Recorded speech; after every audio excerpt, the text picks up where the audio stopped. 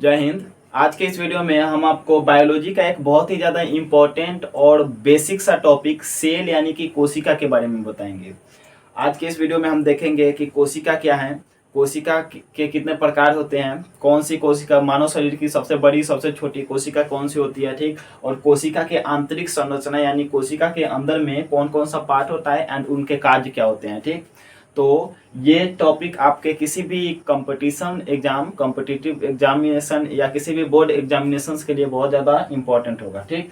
Cell क्या होता है, सेल के बारे में हम बताएं तो शरीर की सबसे छोटी इकाई, शरीर कहने का मतलब सजीवों का शरीर, आप पेड़ पौधा भी ले सकते हैं, जीव जंतु भी। पेड़ पौधे या जीव जंतुओं के शरीर की सबसे छोटी इकाई जो अपना कार्य खुद कर सकता है उसे क्या कहते हैं हम, सेल, कोशिका कहते हैं। सजीवों की सबसे छोटी इकाई जो अपना कार्य स्वयं कर सके उसे हम कोशिका कहते हैं। सबसे छोटा अंग जो अपना कार्य स्वयं कर सकता है क्या बोल रहे हैं उसे हम सेल या कोशिका कहेंगे। आगे आपसे पूछा जाता है कोशिका का बायोलॉजिकल नेम क्या होता है। कोशिका यानी कि सेल का बायोलॉजिकल नेम, साइंटिफिक नेम जो होता है वो साइटो होता है। कोशिका को हम बायोलॉजी के भाषा में साइटो कहते हैं और साइटो का अध्ययन जो है study of cell, study of cell इसे हम साइटोलॉजी कहते हैं। लॉजी यानी अध्ययन और साइटो यानी कोशिका, तो कोशिका का अध्ययन आपका साइटोलॉजी कहलाता है। आगे आपसे पूछा जाता है कि बताइए सबसे पहले कोशिका की खोज किसने की। तो सबसे पहले कोशिका की खोज आपके रॉबर्ट हुक नामक वैज्ञानिक ने की थी। रॉबर्ट हुक नामक वैज्ञानिक ने 1965 ईस्वी में 1965 ईस्वी में कोशिका की खोज की थी सबसे पहले रॉबर्ट हुक नामक वैज्ञानिक ने, ठीक।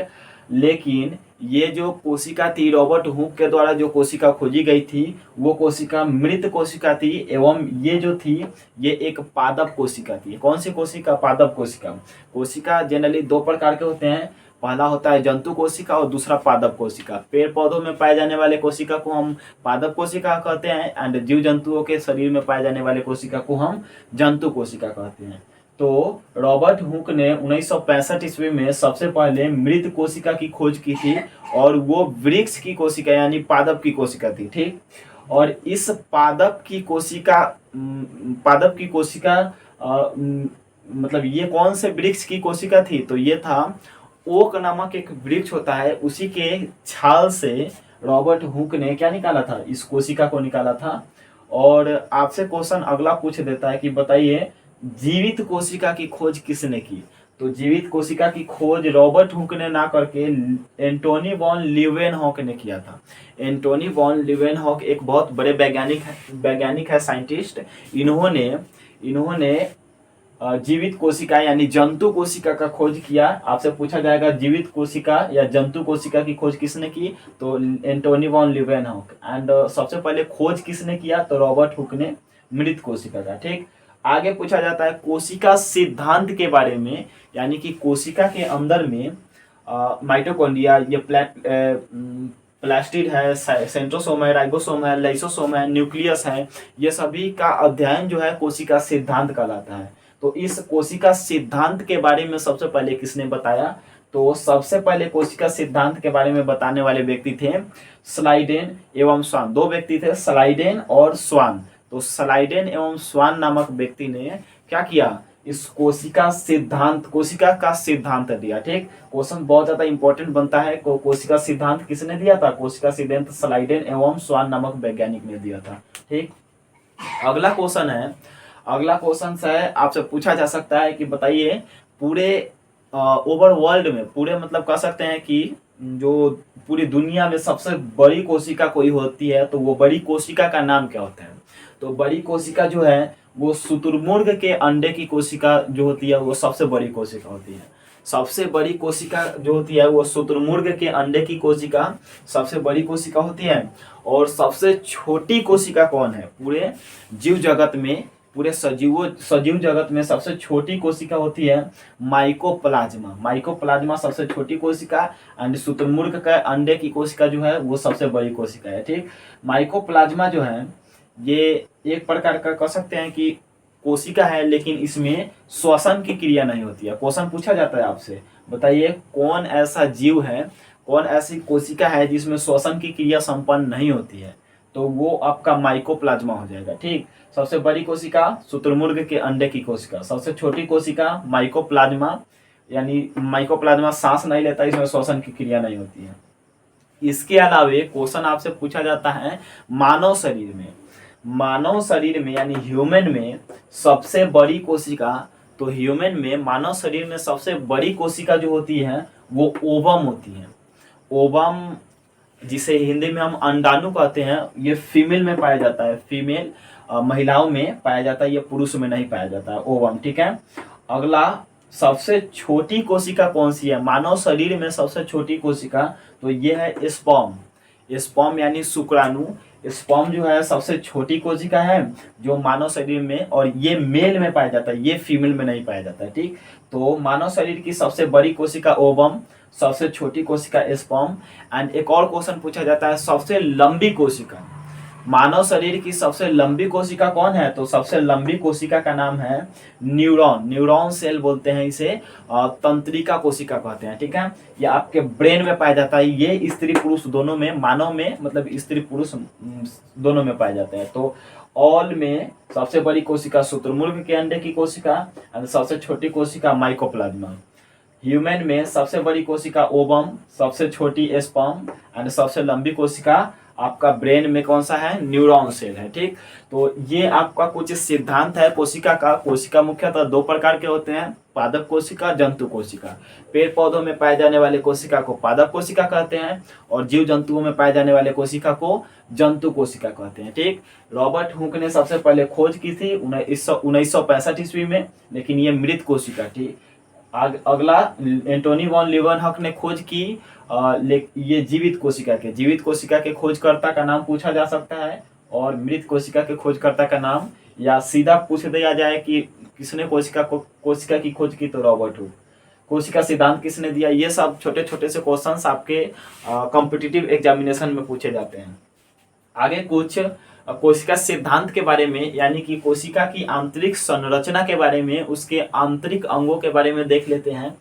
कोशिका के अंदर में कह सकते हैं कोशिका का नियंत्रक, कोशिका का कंट्रोलर, या कोशिका का ब्रेन किसे बोला जाता है? तो वो यहाँ पे न्यूक्लियस को बोला जाता है, जिसे केंद्रक कहते हैं।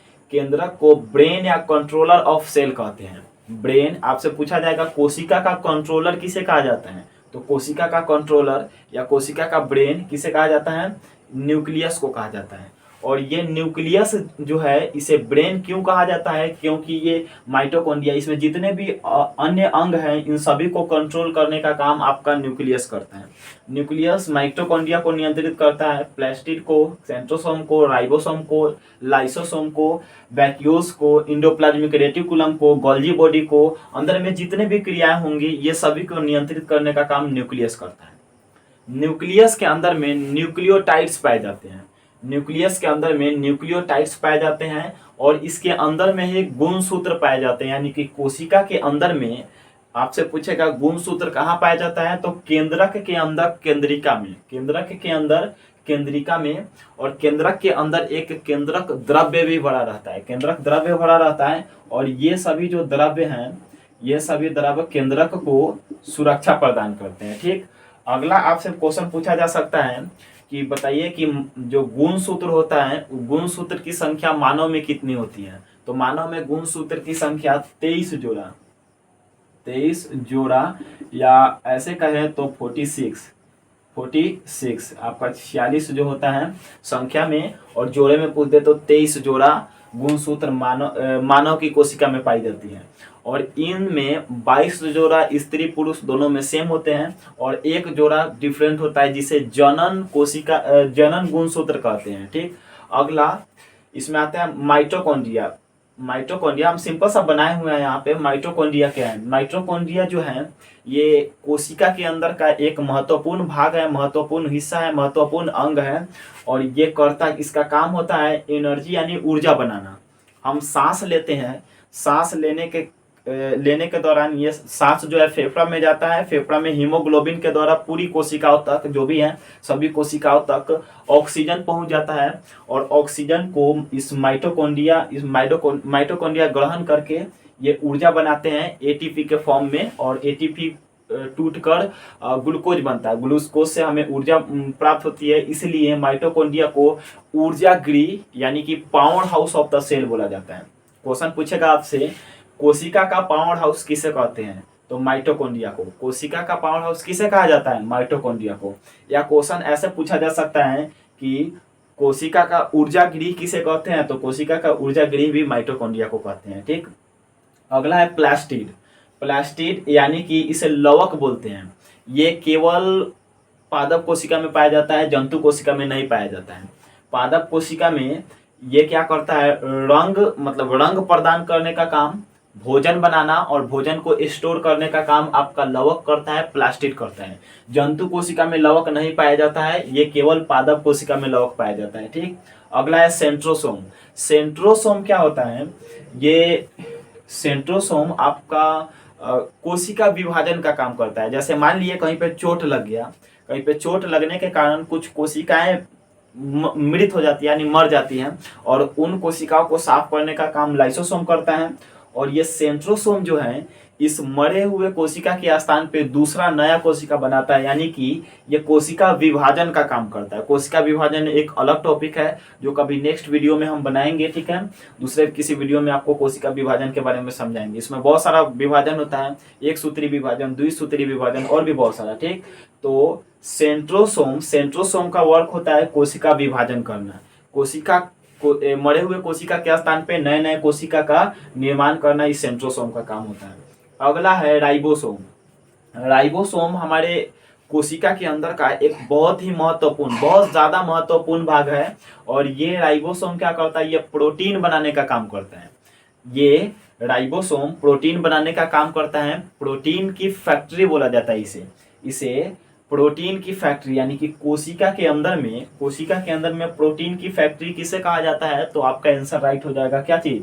राइबोसोम। राइबोसोम को प्रोटीन की फैक्ट्री कहा जाता है। ठीक, अगला क्वेश्चन है, अगला अंग है लाइसोसोम। तो अगला अंग लाइसोसोम, इस लाइसोसोम का क्या वर्क होता है कोशिका के अंदर? तो अभी हमने बताया कि लाइसोसोम जो होता है ये जैसे चोट लग गया, कहीं पे कोई कोशिकाएं मर गई, तो कोशिकाओं को साफ करने का काम ये अपघटक का काम करता है। लाइसोसोम जो होता है ये कोशिकाओं को साफ करने का काम करता है, इसलिए इसे सुसाइड बैग या आत्महत्या की थैली कहते हैं। क्वेश्चन आपसे पूछेगा, इंपॉर्टेंट क्वेश्चन बनता है, आत्महत्या की थैली किसे कहा जाता है? तो आप बताइएगा लाइसोसोम को आत्महत्या की थैली कहा जाता है। ठीक है, यानी कि सुसाइड बैग कहा जाता है। अगला अंग है वैक्यूल्स। वैक्यूल्स मतलब होता है रसधानी। वैक्यूल्स का मतलब क्या होता है? रसधानी। और ये वैक्यूल्स जो होता है ये पानी को, जल को, वाटर को स्टोर करने का काम करता है कोशिका के अंदर। ठीक, ये कोशिका के अंदर वाटर को स्टोर करने का काम करता है, यानी कि वाटर को स्टोर करता है। ये जो वैक्यूल्स होते हैं पेड़ पौधों में बड़े और जीव जंतुओं में छोटे पाए जाते हैं। वैक्यूल्स आपसे क्वेश्चन पूछेगा, पेड़ पौधों में वैक्यूल्स छोटा होता है या बड़ा होता है? तो बड़ा होता है। ठीक है, और जीव जंतुओं में वैक्यूल्स छोटा होता है। ठीक, अगला है इंडोप्लाज्मिक रेटिकुलम। इसे बोलते हैं अंतःप्रदव्य जालिका, हिंदी में अंतःप्रदव्य जालिका, इंग्लिश में इंडोप्लाज्मिक रेटिकुलम कहते हैं। इंडोप्लाज्मिक रेटिकुलम क्या है? तो ये जो है ये कोशिका को एक विशेष शेप देने का काम करते हैं, यानी कि कोशिका को फुला कर रखने का। जैसे कोई कोशिका गोल होती है तो उसको गोलाकार आकार देंगे, कोई चपटी कोशिका है तो चपटाकार आकार देंगे। कौन? Endoplasmic reticulum. इसीलिए इसे कंकाल कहते हैं, यानी कंकाल ऑफ सेल, कंकाल स्केलेटन ऑफ सेल बोला जाता है इसे। किसे? इंडोप्लाज्मिक रेटिकुलम को। हमारे शरीर के अंदर में जो कंकाल है, कंकाल हमें एक विशेष शेप देने का काम करते हैं। उसी प्रकार से कोशिका के अंदर भी कोशिका को एक विशेष शेप देने का आकार इंडोप्लाज्मिक रेटिकुलम का होता है, इसीलिए इन्हें कोशिका का कंकाल बोला जाता है। ठीक, अगला आपका अंग है गोल्जी बॉडी। तो गोल्जी बॉडी क्या होते हैं? गोल्जी बॉडी एक बहुत ही इंपॉर्टेंट सा अंग है। ये ट्रांसपोर्टेशन करने का काम करते हैं। जैसे कोशिका को, जैसे ये माइटोकॉन्ड्रिया को ऑक्सीजन की आवश्यकता है, तो ये गोल्जी बॉडी के द्वारा ऑक्सीजन बाहर से लेकर माइटोकॉन्ड्रिया को दिया जाएगा। यानी कि ये परिवहन का काम कर रहे हैं। कोशिका के अंदर में किसी चीज की आवश्यकता है, जल की आवश्यकता है, तो इस वैक्यूल्स को जल लिया कर देगा कौन, गोल्जी बॉडी। ठीक, और ये जो है इसे ट्रांसपोर्टेशन यानी कि परिवहन, कोशिका का यातायात बोला जाता है। कोशिका का यातायात बोल दे किसको कहते हैं, तो गोल्जी बॉडी को। माइटोकॉन्ड्रिया को ऊर्जा गृह, प्लास्टिड आपका पाया जाता है पादप में, जंतु में नहीं पाया जाता है। सेंट्रोसोम कोशिका विभाजन करता है। राइबोसोम प्रोटीन की निर्माण करता है, इसलिए protein of factory, factory of protein बोलते हैं किसे, और राइबोसोम को, लाइसोसोम को सुसाइड बैग बोला जाता है। वैक्यूल्स वाटर स्टोर करते हैं। जीव जंतुओं में छोटे और पादप में बड़े होते हैं। इंडोप्लाज्मिक रेटिकुलम को कंकाल ऑफ सेल यानी स्केलेटन ऑफ सेल बोला जाता है। अगला गोल्जी बॉडी, तो गोल्जी बॉडी परिवहन का काम करता है, इसीलिए यातायात प्रबंधक या यातायात भी बोला जाता है किसे, गोल्जी बॉडी को।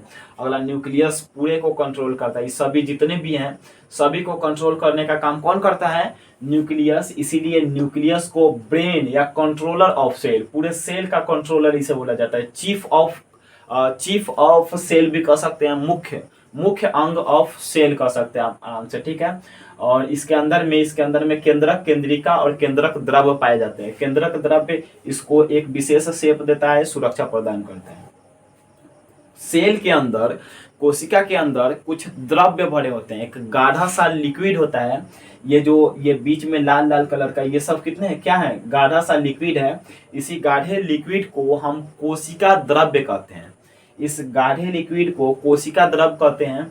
और ये केंद्रक के अंदर में जो लिक्विड है इसे हम केंद्रक द्रव्य कहते हैं। ठीक, और ये कोशिका द्रव्य जो होता है इस सभी जितने भी अंदर में अंग है इस सभी अंग को सुरक्षा प्रदान करता है। ठीक, तो आपसे क्वेश्चंस इससे नहीं पूछेगा कि कोशिका के अंदर का जो द्रव है उसे क्या बोलते हैं, ये क्वेश्चन नहीं रहता है। क्वेश्चन पूछेगा कोशिका द्रव और केंद्रक द्रव्य को एक साथ एक बार में क्या बोलते हैं, यानी कि कोशिका द्रव प्लस केंद्रक द्रव बराबर क्या होता है, तो कोशिका द्रव प्लस केंद्रक द्रव बराबर आपका जीव द्रव होता है, उसे क्या बोलते हैं, जीव द्रव।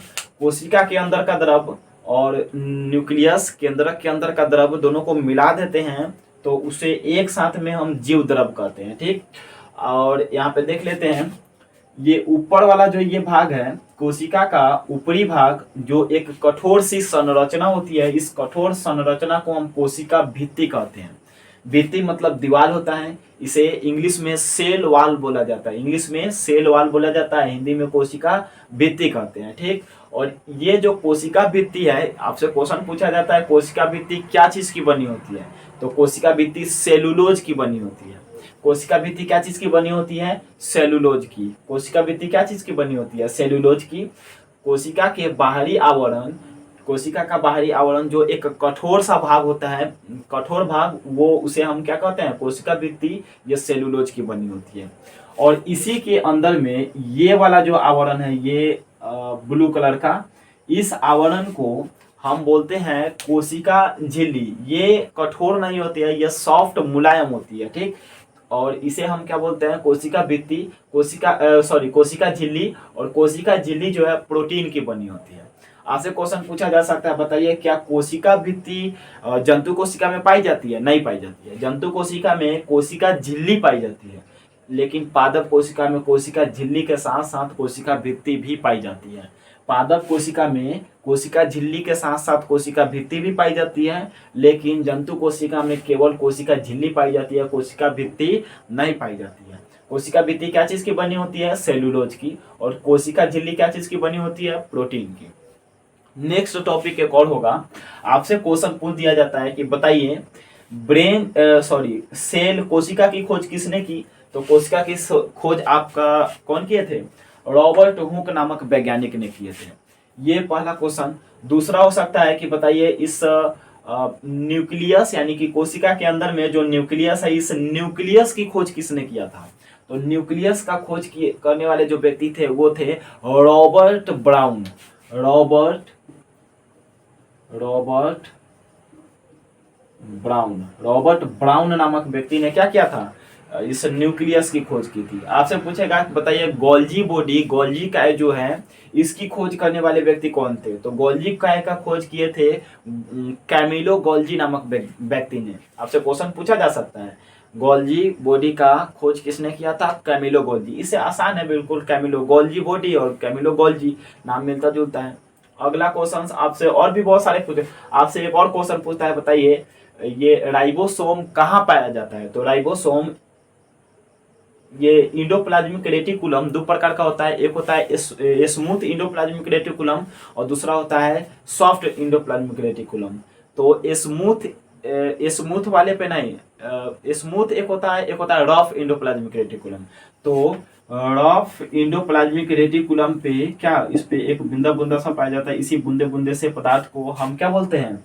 इसे राइबोसोम बोलते हैं। ठीक, आई होप ये वीडियो आपको अच्छा लगा है तो इसको शेयर कर दीजिए अपने दोस्तों में, चैनल को सब्सक्राइब, वीडियो को लाइक कर दीजिए। मिलते हैं फिर नेक्स्ट वीडियो में एक और मज़े से वीडियो के साथ। तब तक के लिए जय हिंद।